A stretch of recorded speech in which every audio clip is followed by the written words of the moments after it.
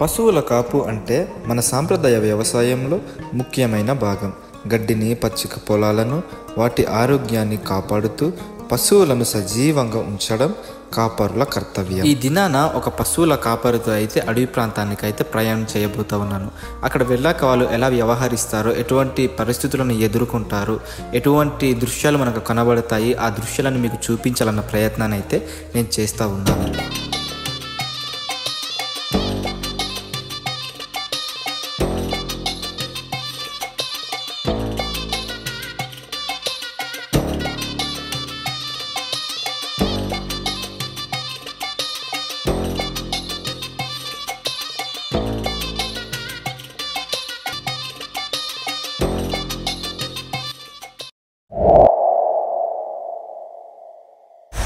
గిరిజన ప్రాంతాల్లోని పశువుల కాపరులు పశువులను ఉదయాన 9 గంటలకు లేదా 10 గంటలకు మాత్రమే విడిచిపెడతారు. ఇప్పుడైతే మేము పశువులను కొండ దగ్గర అయితే తోలుకొని వెళ్తూ ఉన్నాము. అక్కడైతే మంచి మంచి లొకేషన్స్, ప్లేస్లు ఉంటాయి. తర్వాత ఆ కొండ దగ్గర అయితే వ్యవసాయం కూడా చేస్తూ ఉంటారు. ఇంకా మనమైతే స్టార్ట్ అయిపోదాము. వెళ్దామా? ఎక్కగలను నేను? ఎక్కగలనా? ఎక్కిస్తాను కదా. ఎక్కలేకపోతే ఎత్తిమోయో పైకి ఎక్కదామా? కదా పైకి తీసుకెళ్తున్నామండి. ఇప్పుడు కొండ పైన ప్లేస్లు అయితే చాలా బాగుంటాయి. చివరి వరకు చూడటానికి అయితే ప్రయత్నించండి. పైన వెళ్ళాక కొండలు కావచ్చు, ఆ ప్రాంతం కావచ్చు, చాలా బాగుంటుంది. మొత్తానికి మేము అనుకున్న స్థలానికి అయితే వచ్చేసామండి. ఇప్పుడైతే ప్రజెంట్ కొండ మీద ఉన్నాము. ఇలా మన కింద చూసుకుంటే పొగ మంచి అయితే చాలా చక్కగా వీస్తూ ఉంది, చల్లటి గాలి.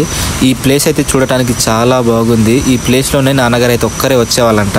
ఈ ప్రాంతాలలో ఏంటంటే ఒకేసారి వర్షం పడుతుంది, మరలా ఆ క్రమంలోనే ఎండ అయితే కాస్తూ ఉంటుంది. మనకు వాతావరణం అయితే అస్సలు అర్థం కాదు. ఉన్నట్టుగా ఉండి వర్షాలు అయితే పడిపోతూ ఉంటాయి, అలాగే ఎండలు కూడా వెంటనే కాసిస్తూ ఉంటాయి. ఫ్రెండ్స్, సర్వసాధారణంగా ఇంత పెద్ద కొండ ఎక్కితే నేను అస్సలు ఎక్స్పెక్ట్ చేయలేదు. చూస్తున్నారా, ఇక్కడ ఇంత కొండ పైన కూడా వ్యవసాయం అయితే చేస్తున్నారు గిరిజనులు. చూడండి, ఇక్కడ తువ్వుతున్నారు. అడవి దగ్గర పైకి అన్నమాట, కొండ పైన పిల్లలతో సహా వచ్చారు. గిరిజనులకు వ్యవసాయమే ముఖ్య ఆధారము. అందుకే కొండపోడ్ల దగ్గర వచ్చేసి ఇలా వ్యవసాయం చేస్తూ ఉంటారు. అలాగే నలుమూలల నుంచి గిరిజనులు పశువులను అడవిలోనికి తీసుకువచ్చి మేపుతూ ఉంటారు. ఇక్కడ చుట్టుపక్కల ఉన్న వారందరూ కొండలోనికి అయితే తీసుకొస్తూ ఉంటారంట. పర్లేదు, గొడ్లు పరిగెట్టవు కదా? పరిగెత్తాలి అంటే కొన్ని దొంగ గొడ్లు ఉంటాయి కదా కదా, అలాంటి వాటికి తగిలిస్తేనే ఆగుతాయి. ఓకే, అంటే ఇప్పుడు కొండకి వెళ్తేనే మనకి మంచిగా గడ్డి దొరుకుతుందా? అందుకే కొండకే తీసుకెళ్ళాలి. పులులు లాంటివి ఏం రావు ఇచ్చాడు, ఎలుగు బంట్లు కూడా రావు కదా? అటు సైడ్ ఉంటాయి. మొన్ననే అక్క చక్రాయలు కొట్టి ఉండేది నక్క. ఇంకొకటి భయపడవు ఇంకా? అబ్బా, చాలా ధైర్యం కదా నీకు. ఇంకా పైనకి వెళ్తే ఇంకా కొండ ఉందట. ఇంకా ముందుకైతే మేము వెళ్ళవలసింది.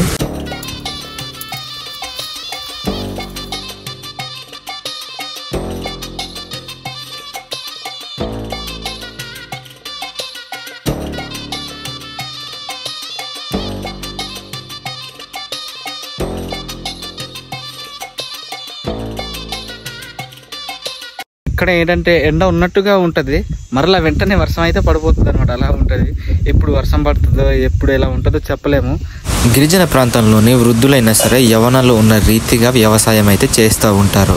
చూడండి ఫ్రెండ్స్, కొండలోనే నాన్న వాళ్ళు అయితే ఉన్నారు. ఇదంతా ఇక్కడ చూస్తే మొత్తం ఊర్లన్నీ కనబడుతున్నాయి. నాన్న వాళ్ళు అయితే ఇక్కడే వ్యవసాయం చేసుకుంటున్నారు. చిన్నప్పటి నుంచే పని చేస్తారు నాన్న? అవునా? ఈ వయసులో కూడా పని చేస్తున్నారు కదా నాన్న? కాలు చేతులు బాగానే పనిచేస్తాయా? ఏంటి పండిస్తుంటారు? అలాగే సోలు, పండిస్తారా? పసుపు. తర్వాత సోలు ఎక్కువ పండించినట్టున్నారు ఈ ఘాటికి. సోలే అంటే ఇంత వయసులో కూడా ఘాటి ఎక్కగలిగిస్తున్నారు? అమ్మా, నేనే ఎక్కలేకపోయిన బాగానే ఎక్కిస్తున్నారు. నేనే ఎక్కలేకపోతున్నాను. అమ్మగారు ఏమంటున్నారంటే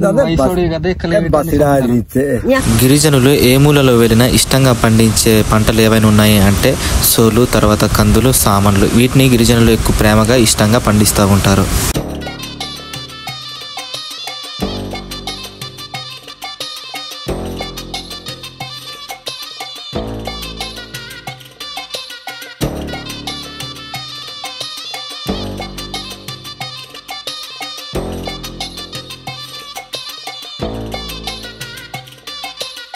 మరి ఇక్కడ పని చేస్తున్నారు కదమ్మా, మరి పందులు ఏం తినవా? కందులు తినేస్తాయా? అయ్యో, మరి మొత్తానికి ఎంత ఉంటాయా? అబ్బా, కోతులు కూడా తింటాయి. అయ్యో, మొత్తం మరి అంత కష్టపడతారు, మొత్తం పందులు కోతులు తినేస్తే ఇంకా మీకేం మిగులుతుంది? బుర్ర ఉంటది ఈ సోలు సాంబలు అంతే. సామాన్లు కూడా తినేస్తాయా? సామాన్లు కూడా తింటది, సోలు కూడా తింటది. మరి కాపు వస్తారేంట? కాపే వస్తే కూడా రాత్రి అప్పుడు రాలేం కదా. ఇలా కొండల దగ్గర పని చేసుకుంటారండి. గిరిజనులుగా ఎక్కువ శాతం సదును భూములు ఉండవన్నమాట. కింద మొత్తం కొండ ప్రాంతాలే ఉంటాయి. వ్యవసాయం చేసుకోవాలన్నా సరే ఇలా కొండల దగ్గరే చేసుకోవాల్సి ఉంటది. సరైన స్థలాలు ఉండవు, ఒకవేళ ఉన్నా సరే తక్కువ ఉంటాయి. అవి కొందరికి ఉంటాయి, అందరికి అందుబాటులో ఉండవు అనమాట. దానివల్ల ఇలా కొందరికి కొండపూడలే ఇంకా ఆధారం, ఇక్కడే పని చేసుకోవడం, దీంతో ఇంకా బ్రతకడం, దీంతో ఇంకా ఆదాయం ఇట్లా ఉంటది అనమాట. ఇంత వృద్ధాప్యంలో కూడా నాన్నవారైతే పని చేస్తున్నారు. ఈ చాలా మంది అంటే కొందరైతే వృద్ధాప్యంలోనే చాలా వరకు పని చేయలేరు, కాలు చేతులు కూడా మనకు ఆడవు. అలాంటి సమయాల్లో కూడా నాన్న వాళ్ళైతే ఇంత వృద్ధాప్యంలో కూడా వ్యవసాయం అయితే కొండ పైన అయితే చేస్తున్నారు. నిజంగా గ్రేట్ అనే చెప్పాలి. మనం రానైతే ఇప్పుడు వస్తున్న జనరేషన్ అయితే పని చేయడం కష్టమేమో అనిపిస్తుంది. మన వయసు పెరగకొలదే. ఇప్పుడు చూడు, నాన్నగారి వయసు ఉంటది సుమారు 80 ఇలా ఉంటదేమో. ఉంటదా? 80 ఉంటదా? చూడండి, ముందు పళ్ళు కూడా లేవు నాన్న, మొత్తం ఊడిపోయింది. అమ్మగారిది కూడా ఏజ్ అయింది. అయినా చాలా గ్రేట్ నిజంగా ఈ వయసులో కూడా పని చేయడం అంటే కొండలోనే. నిజంగా చాలా గ్రేట్ నాన్న మీరు, చాలా గ్రేట్. కాకపోతే ఇంకా వయసు పెరిగే కొలది ఆపండి పని, సరేనా? చేయలేరు ఇంకా. ఫ్రెండ్స్, మీరు చూడండి, వర్షం అయితే మామూలుగా పడట్లేదు. ఇంకా పశువులు కూడా కిందకైతే దిగిపోతున్నాయి. ఉన్నట్టుగా ఉండి ఇంకా వర్షం అయితే ఒకేసారి దిగిపోయింది. చాలా ఇబ్బందిగా అనిపించింది. ఇంకా మాకు కూడా తెలియలేదు, ఇంకా మేఘాలు కూడా పెద్దగా రాకుండానే వర్షం అయితే దిగిపోయింది అనమాట. ఇది మొత్తం కమ్మేసింది అడవంతా. ఇలాంటి సమయంలోనే పశువులు కూడా కిందకైతే దిగిపోతాయి అనమాట. ఎందుకంటే వాటికి కూడా ఇలా వర్షం పడినప్పుడు చర్మం అనేది నొప్పెడుతూ ఉంటుంది. దానివల్ల అయితే కిందకైతే దిగి వచ్చేస్తున్నాయి, మీరు చూడొచ్చు. ఇంకా వర్షం అయితే చాలా అంటే చాలా గట్టిగా పడుతుంది. పైన అంతా ఈత దొబ్బులే ఉన్నాయి, పెద్ద పెద్ద రాయలు, ఈత దుబ్బలు ఇలా అయితే ఉన్నాయి. ఇంకా వర్షం కూడా నాన్ స్టాప్ గా పడుతూనే ఉంది. ఇంకా ఆగితే బాగుంటదేమో, ఆగిపోతుందేమో అనుకుంటున్నాను, ఆగుతుందేమో. మీరు చూస్తున్నారు కదా, ఇక్కడైతే మొత్తం కమ్మేసింది స్మోక్ అయితే. ఇది మొత్తం ఇంకా మంచుతో కమ్ముకపోయింది. ఇంకా అవతల సైడ్ ఉన్న వాళ్ళు ఎవరు కనబడరు. ఇంకా మన దగ్గరలో ఉంటేనే తప్ప, ఇంకా అంతకన్నా ముందుగా ఉంటే మాత్రం ఇంకా ఎవరు కనబడరు. ఇలాంటి సమయాల్లోనే ఎలుగుబంట్లు కూడా వస్తూ ఉంటాయి అన్నమాట. ఎందుకంటే చల్లదనం వల్ల ఇలా బయటకు అయితే తిరుగుతూ ఉంటాయి. ఏమైనా దుంపలు తవ్వి తిందామనేసి. భూమి అంతా మెత్తగా ఉంటది కనుక ఇంకా ఇలా తవ్వేసి తిందాం కదనేసి బయటకు అయితే వస్తూ ఉంటాయి. ఈ గాంధీ చూడండి ఎలా వస్తుందో, చాలా చక్కగా మెల్లగా దిగి వస్తుంది అనమాట. ఇంకా వర్షం పడినప్పుడు ఇదంతా కొండంతా కమ్మేస్తుంది. మీరు కనబడుతుంది కదా, కింద అయితే ఊర్లు ఉన్నాయి ఇలాగా. ఈ పైనుంచి ఇలా వస్తుంది అనమాట. ఈ మొత్తం కొండంతా కమ్మేస్తుంది, పచ్చదనం అంతా కమ్మేస్తుంది అనమాట. ఫ్రెండ్స్, మొత్తానికి అయితే వర్షం అయితే తగ్గింది. ఇదిగోండి ఫ్రెండ్స్, ముందు అయితే ఊట ఉంది, ఊట అయితే చూద్దాము. ఇక్కడే నాన్న వాళ్ళు అయితే పశువులకు నీళ్ళు తాగిపిస్తూ ఉంటారంట. నిజానికి నీరైతే చాలా బాగున్నాయి. ఇవి మనం కూడా తాగొచ్చేమనుకుంటా ఉన్నాను. ఇలా వర్షం పడింది కదా, ఇంకా పశువులు అయితే నీళ్ళు తాగవనేసి అనుకున్నాము. కానీ నీళ్ళైతే బాగానే తాగుతున్నాయి పశువులు కూడా. ఇదిగొని చక్కగా ఇంకా వర్షం పడింది కదా, ఇంకా తాగామో అనేసి నేనైతే ఎక్స్పెక్ట్ చేశాను. కాకపోతే వీటికి బాగా మేసాయి కదా గడ్డిని, దానివల్ల ఇంకా దాహం వేసిందేమో. ఇక్కడైతే తాగుతున్నాయి. ముందుకెళ్ళి చూపిస్తాను మీకు. ఇదిగోండి, మేము ఇలా కొండకు వచ్చినప్పుడు ఆకలి వేస్తుంది కదా అనేసి గుడ్లు అయితే తెచ్చుకున్నాము. ఇవైతే మేము కాల్చుకుని తింటున్నాము. ఇప్పుడు మనం ఆమ్లెట్ ఎలాగైతే తీసుకుంటామో అట్లా అయితే కొంచెం అడ్డాకులో పెట్టుకుని అయితే మేము కాల్చుకొని తింటాము. మాకు అప్పుడు మా పూర్వీకులు నేర్పించిన విధానం బట్టి ఇలాగైతే చేస్తాము ఈరోజు.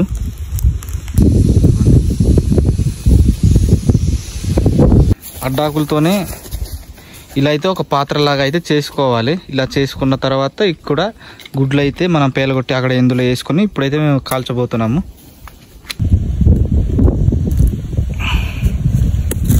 మొత్తానికైతే ఇది కాలుతుందండి.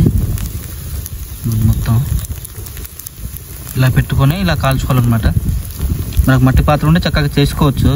ఏమైనా స్టీల్ పాత్రలు కానీ ఏమైనా స్టీల్ గిన్నెలు ఉంటే చక్కగా చేసుకోవచ్చు. కాకపోతే అడ్డాకులు కదా, కొంచెం ఇదిగా ఉంటుంది. మొత్తానికి నీ కొండలు మొత్తం తిప్పే నన్ను మంచి మంచి ప్లేస్లు చూపించావు. జంతువులు ఏమైనా వచ్చినప్పుడు భయపడతావు జంతువులకి? మానుకి ఎక్కిస్తాను. మానకి ఎక్కిస్తావా? మరి గుడ్లు తినేస్తే? లేదు, తిన్నాను. గుడ్లన్నీ మంచి గుడ్లేనా? దొంగ గుడ్లు అటు అయితే కాదు కదా? లేదు. అంటే మంచిగా ఫ్రెండ్షిప్ చేస్తాయి కదా నీతో? వెళ్ళదు. ఎటు వెళ్ళదా? రోజు వస్తాడంట నాన్న. అయితే ఇటు సైడే మేపడానికి వస్తాడు. అయితే జీతం ఎంత ఇస్తారు అనేది అడుగుదాం. మరి నాన్న జీతం నీకు ఎలా ఇస్తారు? 5,000, 4,000, 3,000 అంతే సంవత్సరంకి. సంవత్సరానికి 4,000, 5,000 అంతే? అంతే. మరి ఏంటి అలాగా? ఇయ్యారు. అయ్యో ఫ్రెండ్స్, సంవత్సరానికి 4,000, 5,000 అంట. చాలా అంటే చాలా చీప్ కాదు నిజంగా. ఇంత కష్టం కొండ దగ్గర తిరగడం. ఇంత తిరుగుతాడు, చక్కగా గొడ్లు మేపేసి ఇంటికి తీసుకెళ్తాడు. మరీ దారుణంగా సంవత్సరానికి 4,000, 5,000 ఇస్తారంట. 4,000 ఏం సరిపోతాయి? మరి బియ్యం కొంతవా, కారం కొంతవా, సాల్పులు కొంతవా, బట్టలు కొంతవా? మరి ఎలా పోషిస్తున్నాం కుటుంబానికి? మరి అడగాల్సింది కదా ఇంకా ఇవ్వండి అనేసి. ఇయ్యారు. మరి గొడ్లు మేపడం వదిలేసింది. గొల్లవాడు లేకపోతే వదిలేస్తారు, అమ్మేస్తారు. బాగుంది ఆమ్లెట్. పశువులు కాపైతే ఇప్పుడు రోజు రోజుకి వస్తున్నారు. ఇంతకు ముందు అయితే మా పూర్వీకులు ఉన్నప్పుడు వారానికి ఒకసారి ఇంటికి వచ్చేవాళ్ళమాట. వెళ్ళిపోయి కొండకి వెళ్ళిపోయి ఉండిపోయేవాళ్ళు అనమాట. ఇంకా వాళ్ళకి ఆ వారం అంతా సరిపడంత సరుకులు తీసుకెళ్ళిపోయేవాళ్ళు. బియ్యం తీసుకెళ్ళిపోయి అక్కడే వంటలు చేసుకుంటూ, ఇంకా అక్కడే తిరుక్కుంటూ, అక్కడ మేపుకుంటూ, అక్కడే నివాసం చేస్తూ ఉండేవాళ్ళు. గుడారాలు కట్టుకుంటూ ఇంకా అక్కడే ఉండేవాళ్ళు. ఇంకా వారానికి 2 వారాలకి ఇంటికి వచ్చేవాళ్ళు. ఇలా ఇప్పుడు నుంచి అయితే రోజుకి అలా తీసుకెళ్తున్నారు. ఇంటికి వెళ్ళడం, మళ్ళీ కొండకి తీసుకెళ్ళడం, ఇంటికి వెళ్ళడం, కొండకి తీసుకెళ్ళడం అలా చేస్తున్నారు. ఇంతకు ముందు అయితే ఇంకా నెలకు ఒకసారి లేదా వారానికి ఒకసారి, 2 వారాలకు ఒకసారి అలా వచ్చేవాళ్ళు అనమాట. వీడియో నచ్చితే లైక్ చేయండి. మరొక వీడియోతో కలుద్దాం. బాయ్. ఫ్రెండ్స్, ఈ వీడియోని సహనంతో చివరి వరకు చూసినందుకు ధన్యవాదాలు. అలాగే ఈ వీడియోపై మీ అభిప్రాయం ఏంటో నాకు కామెంట్లో తెలియజేయండి. అలాగే ఈ వీడియో మీకు నచ్చుంటే లైక్ కొట్టి మన ఛానల్కి సబ్స్క్రైబ్ అవ్వండి.